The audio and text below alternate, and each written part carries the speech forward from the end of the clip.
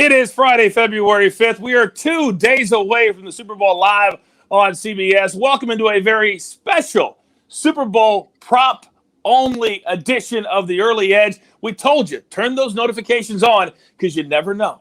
You never know. We're going to drop something new into your feed. We got a lot to get to, so let's bring in my cappers right now. We're going 4 deep. We're going to start with our man all the way to, I guess, my left. He's RJ White. He's the #1 NFL handicapper at SportsLine. Now, RJ, I know you guys have been working for weeks on a lot of great information at SportsLine. Tell us all about it. Yeah, we just debuted a new Super Bowl landing page. It's got a lot of great stuff on it. It's got, when you're logged in, the projected score, the simulation, what the percentages on each side of the simulation. You got expert picks from me, Larry, everybody that's entered picks on there. Odds, props, injuries. There's a props page on there, so you can see all the different props we're doing, and DFS projections. That's all in one place. If you go to sportsline.com, you'll be able to see the page. It's a big old Super Bowl at the top of the page. And then we're also doing a prop guide, a downloadable prop guide. That's a PDF we send straight to your email if you sign up through cbssports.com. And what that'll be, it's 26 pages, I believe, of a lot of trend data, research team that got together,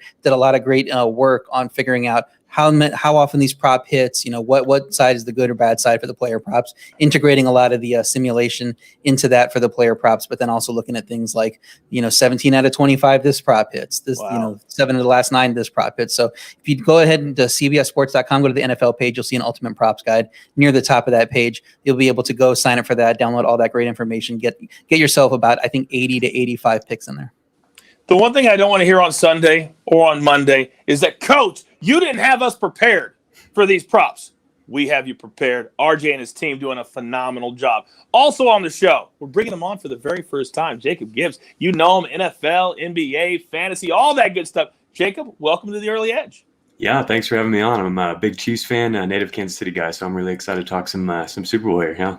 My man. And then the czar of the playbook right below me. Look at him. He's making the rounds in AC, Atlantic City. Emory Hunt, what's up? Just providing the fashion for the show today. That's all I'm here for. You look great, brother. And then finally, you know him. He runs our show. He's the maestro, Larry Hartstein. Larry, what's good?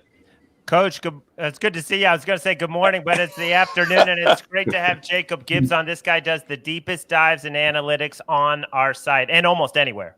I love it. So let's jump right in because we're doing all kinds of props. Everybody has their favorites. So I'm going to start with RJ White. RJ, give it to me. Yeah, we're looking at Mahomes passing yards. I know a lot of people are going over. That number's gone up and up and up. But I like the under here at under 332.5, or anything you can get it over 330. Take the under. He's top 330 yards in 7 of his 17 games. He's not gotten there in 4 straight. That's against a wide range of opponents, so 17 games, not just a Super Bowl caliber defense, as Tampa Bay has been playing at this point. Mahomes has played in 7 career postseason games, hasn't topped 325 passing yards in any of them. So is this the game he's setting his personal best? We know the O-line is beat up. We know he's got a good pass rush coming after him. I don't know that that's the case. If the Chiefs are in control of this game, which some people think it's going to be, a Chiefs blowout, I think the emphasis is on getting first downs later in the game, not chunk plays, chewing up the clock, getting 7 or 8 yards a pop. And I think that lends itself to the under too. So I think a lot of different ways you can hit the under there. So that's my one main, even odds on each side. Then my little long shot here is player to score first points in game, Mike Evans at 14-1. Good chance that the Bucs get the ball first. Tampa hasn't deferred the last few times they won the coin toss. Chiefs always defer. So I think they can put together a long drive if they get the ball first, get in the red zone, get a touchdown, and their best red zone weapon is Evans. He had 2 touchdowns in his first meeting on just 3 catches and 9 targets. He scored the first touchdown in the Bucs' last 2 games, scored the first points overall in that Green Bay game. And I do like going with that first points boost over the first touchdown. Tampa knows they have to be aggressive versus Kansas City. I think if they get close, they're going for that touchdown and targeting Evans. Tom Brady does have a history of really going to the receivers and tight end that he really likes in big games, and this is the biggest game. All right, Emory, I know you like wide receivers. I know you like offense. Your first one I really like. Go ahead. Yeah, my first one is looking at Tyreek Hill and going over the 28.5-yard reception for his longest reception of the game. This started at 27.5. It moved up to 28.5. He's probably going to get 30 on a long reception. He's probably going to end up with 3 chunk plays. He's a chunk play guy. They're in a chunk play offense, and he's a chunk play maker. So look for him to go over. And on defense, Devin White going over 10.5 tackles, total tackles. So you look at what he's done so far this season. He's been a tackling machine. And I think a lot of it is due to the fact that he's a former running back that moved to linebacker at LSU. And now that makes him a little bit more keen on what's going on with blocking assignments. So he's able to anticipate, and he has the speed and athleticism to get from point A to point B, which is why he's always in the right spot, so to speak, to make a play. Look for him to have more than that 10.5 number in this game. Now, let's move on to Jacob. And last year, Jacob, when it really came down to the money time, and it seems like every time it's money time for the Chiefs, it's all about Travis Kelce. What do you like on his props this weekend? Yeah, you're right. It's all about Travis Kelce. You cannot go wrong betting the over on Kelce, generally speaking. But as RJ alluded to, the Bucs definitely are going to be coming after Mahomes on the banged-up offensive line here. The Bucs have the 5th highest blitz rate in the NFL. And I think that we're going to see Mahomes looking to get the ball out quickly. His average depth of target definitely comes down when he is blitzed. And Mahomes is one of the rare quarterbacks that actually is better when blitzed than not blitzed. He's been the best quarterback in the NFL by far when blitzed. And if you looked at who he's targeting most often when blitzed, that is Travis Kelce. His 27.4% target per route run rate is way up when blitzed as opposed to when not blitzed. And then if you just look at how frequently he's being targeted in the postseason, it's really insane. He's been targeted on 35% of his routes run. And for reference, Devontae Adams led the NFL with a 31% rate this season. So really leaning heavily on Kelce. And I think you definitely smash the over on yardage and definitely on receptions in this spot. What about your third prop bet here? So, yeah, we're going back to tight end. On the other side of the ball, it's Cameron Braid. I think you definitely take the unders here. His numbers have been a little bit inflated because they've been playing some really zone-heavy defenses lately, which just naturally leads to more dump-offs to the tight ends, the running backs.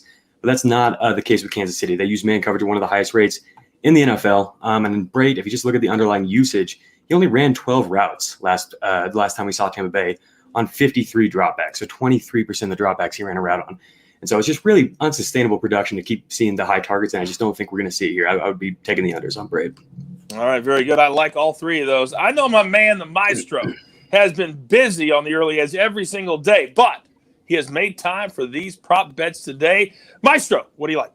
Well, I love where Jacob was going with Kelce, and I'm going to keep it simple and say Travis Kelce to score a touchdown at minus 162. He scored in 6 straight games. His last 8 playoff games, 8 touchdowns. He didn't score in the first meeting, had a ton of catches, and with Tyreek Hill probably drawing a little extra attention after exploding, I think Kelce definitely gets in the end zone.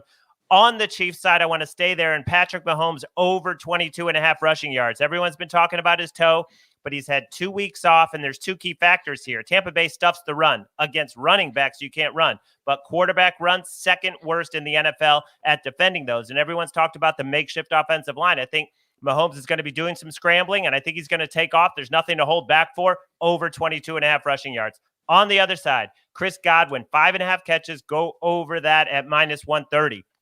Had 8 catches in the first meeting. If you look back at that meeting, the first half, Tampa Bay tried to throw outside. The Chiefs' perimeter corners are too good. And then they started going in the slot second half and just pounded the slot. And that's where Godwin operates. He actually has had 28 targets in the postseason, has only come down with 14 of them, which is why we're getting such a low number on his receptions. Go over 5.5. You know, I thought it was funny what former 49ers defense coordinator Robert Saleh said about Patrick Mahomes. He says, don't let that old man tiptoe in between plays fool you. He's going to get after it. And he certainly got after it last year and is prepared to do that again. Now, RJ just put over all the different information that we have prepared for you at SportsLine. But if you're not a SportsLine member already, what in the world are you waiting for? I tell you every single day, but use the promo code EDGE, and we're going to give you 30 days for free. Also, put on your push notifications because we got so much extra content this week. We already done the Cousin Sal interview. The Maestro sat down Nick Bogdanovich from William Hill. That was incredibly insightful. And also, coming up on Sunday with RJ and Larry, we're going to have a Super Bowl-only edition of The Early Edge. And then later, a watch party. How about this? Fantasy Football Today crew, the Pick Six crew, the Early Edge crew at halftime. But also, Maestro, you guys are going to be on 2 hours before. Is that right? Yeah, I think we're going to take over an hour before to be the fantasy guys leading up to us. And then I think we're all going to be at halftime, right? I love it, man. And I'll be on it as soon as I get done with PGA Tour Live because we never stop working. Now, those were player props. I need to go with non-player props. RJ, let's go to you. Yeah, I like to look at which half is going to have more points. You can take the first half, or you can take second half and overtime together. You got to lay 1.5 points, take second half, and it's minus 125. Even with both of those, I still love it. Super Bowls in recent years have tended to start slowly as teams feel each other out. We don't see a lot of scoring in the first quarter. And then if you just look at those split in the halves, 17 of the last 22 Super Bowls have had more points in the second half, including each of the last 4. Those other 5 instances, one was a push, even that would get you a loss here. And then 4 had more points in the first half than the second half. So this just seems to me to set up to, a little bit of a slow start with these teams. They feel each other out. They figure out how to block if you're Kansas City, how to, take advantage of Kansas City if you're Tampa Bay and Tom Brady. So I just think they're going to get a little bit more, their stuff together in the second half and score more there. I took my 10-year-old son to the Super Bowl last year because we're huge Chiefs fans. And to your point, they were down, 11 in the second half. And then all of a sudden, 3 touchdowns. Bang, bang, bang. And they got the job done. That would win this bet this year. All right, Emory, back to you.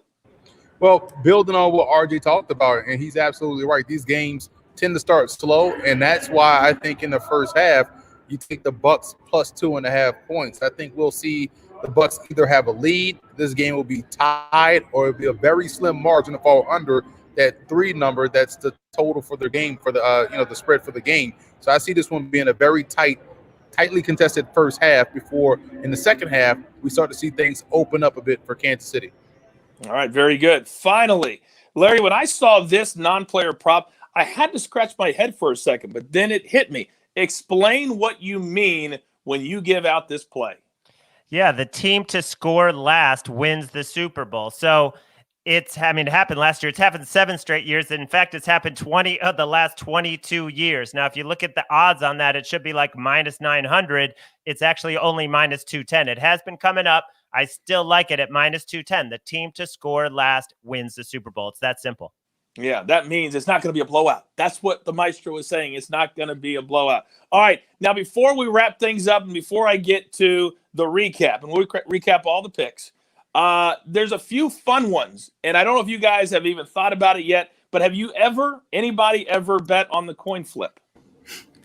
No, I think you got to make sure you're getting plus 100. I mean, minus 101, minus 102 is fine if you want to play with it. But yeah, it's 50-50 either way. Actually, tails has been ahead 29 at a 54 Super Bowl. So if you were to bet tails every single time, you're actually coming out ahead there. So if you believe in the gambler's fallacy of it, the heads has got to catch up and get to 50%, take heads. Everybody likes to bet on the length of the national anthem. And who can forget a few years ago when Carrie Underwood sang the national anthem? She was so innocent. She told a story that she went to a party the night before, and everybody was asking her, hey, how long is the national anthem going to be tomorrow? And she had no idea why people were asking her that question. They all wanted to bet on it. And apparently the over-under this year is $1.59. What do we like there? You think somebody's going to drag it out? Yeah, I think it's going to go over. I mean, it's a duet. It's got 2 artists at different styles. And I think musically there might be a little pausing to reset during transitions. You get to the end of one verse, somebody kind of takes a beat, and then they come up and they get in their tempo. So there's not a lot of opportunity to practice, to rehearse together because this is a pandemic. So you got to think they're not in person a lot. So I would think that plus the fact that the last time it was a duet, it was over 2 minutes. I think it was 2:08 between Aaron Neville and Aretha Franklin. You got to lean to the over here.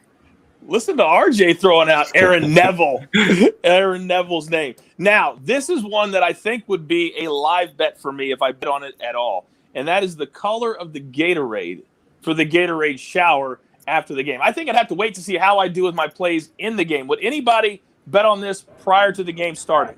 I would. Listen, because here's the thing. Players like to drink water, and I know, the other stuff is all good. It's sweet, tastes fine. But, man, sometimes that stuff cramps you up, and the trusted, tried, and true drink in a football game is water. So I think water at the end will be what gets poured on the coach because it'll be the least one to carry. Well, the Chiefs won last year, obviously, and you know what it was last year. I don't know if you remember the iconic picture of Andy Reid taking a bat. It was orange, and that's why orange is the favorite here at plus 100. So if you think Chiefs are going to be superstitious and stick to their routine, and you think the Chiefs are going to win the game, you can get plus 100 there instead of whatever the money line is right now. It is unbelievable how many different things that you can bet on, and I'm sure on Sunday we'll be throwing more prop bets out there and really diving deep into some of the ridiculousness that is the prop bets. All right, Jacob, throw up our recap. Here's what we look like. RJ White, he loves Patrick Mahomes under 332.5 passing yards. The first player to score, I like this one, Mike Evans. There's a lot of research, recent research that says, and this is plus 1,400. More points in the second half in overtime, minus 1.5. That's minus 125. Then Emory Hunt, the czar of the playbook. He likes Tyreek Hill, longest reception, over 28.5 yards. Devin White, over 10.5 tackles and assists. And the first half, bet the Bucs plus 2.5. Then my man Jacob likes Travis Kelce, over 7.5 receptions, over 97.5 receiving yards, and then Cameron Braid, under 28.5 receiving yards as well. And my man, the maestro, Travis Kelce, anytime touchdown. You know Mahomes is always looking for him. Minus 162. Then Mahomes over 22.5 rush yards. Let's hope that ankle is okay. Chris Godwin over 5.5 receiving yards, minus 130. And then this one, the team that scores last wins the game. We all think it's going to be tight. The spread is 3.5. This is a great pick. Maestro says it should be around minus 900. It's only minus 210. And as we always like to say on the show, Maestro, the juice. It's worth the squeeze. You're damn right. Let's get it going. You've got your marching orders. Let's take all of these tickets. Can you imagine if you won every single one of these? Straight to the pay window. For Emory Hunt, for RJ White, for Jacob Gibbs, for the Maestro, for Jacob the Jeweler, who puts all of this together. Oh, my goodness. Can we give you any more? I'm the coach. This is the only place every single time for your daily early edge. Good luck.